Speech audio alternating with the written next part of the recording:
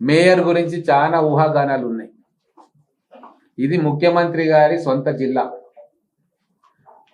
మాకు గతంలో డిప్యూటీ సీఎంగా పనిచేసి తెలంగాణ రానీకే కారణమైన మోస్ట్ సీనియర్ నాయకుడు దామోదర్ రాయనరసింహ గారు ఇన్ఛార్జిగా ఉన్న జిల్లా కార్పొరేషన్.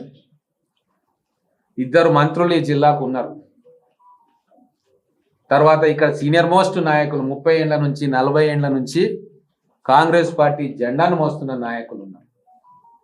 వీళ్ళందరి సూచనలను పరిగణలోకి తీసుకొని, ఎమ్మెల్యేగా నా సూచనలను పరిగణలోకి తీసుకొని గౌరవ ముఖ్యమంత్రి గారు, పిసిసి ప్రెసిడెంట్ గారు, ఇన్ఛార్జి మంత్రి గారు, మిగతా మంత్రులు వారు నిర్ణయం తీసుకుంటారు. మేయర్గా, డిప్యూటీ మేయర్గా ఎవరికి అవకాశం ఇవ్వాలి అన్న నిర్ణయం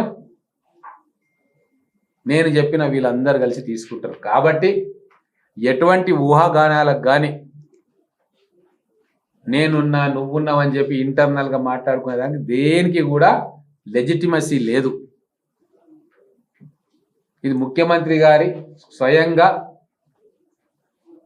అన్నీ తీసుకొని వారు అందరితోటి కలిసి ఒక నిర్ణయానికి వస్తారు, వారి సొంత జిల్లా. కాబట్టి నేను మీడియా మిత్రులకు కూడా చెప్తా ఉన్నా, ఫలానా మేయర్ క్యాండిడేట్ అంటే దయచేసి మీరు ఎవరిని ఎక్స్పోజ్ చేయకండి.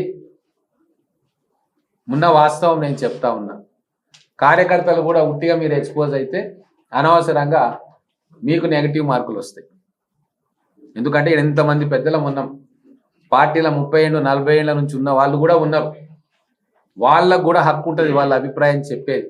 కానీ బహిరంగంగా ఏ సీనియర్ నాయకుడు చెప్పట్లే. టైం వచ్చినప్పుడు అధిష్టానము, ముఖ్యమంత్రి గారు, పిసిసి ప్రెసిడెంట్ గారు, జిల్లా ఇన్ఛార్జ్ మంత్రి గారు అందరి అభిప్రాయాలు తీసుకొని ఉన్న పరిస్థితులను, సామాజిక నేపథ్యాన్ని అవన్నిటిని పరిగణలోకి తీసుకొని వారు నిర్ణయం తీసుకుంటారు తప్ప ఎవరి చేతిలో ఏమీ ఉండదు. మేము సూచనలు ఇస్తాం అంతే. మా సూచనలు ఒక డెమోక్రటిక్ పద్ధతిలో వాళ్ళు తీసుకుంటారు.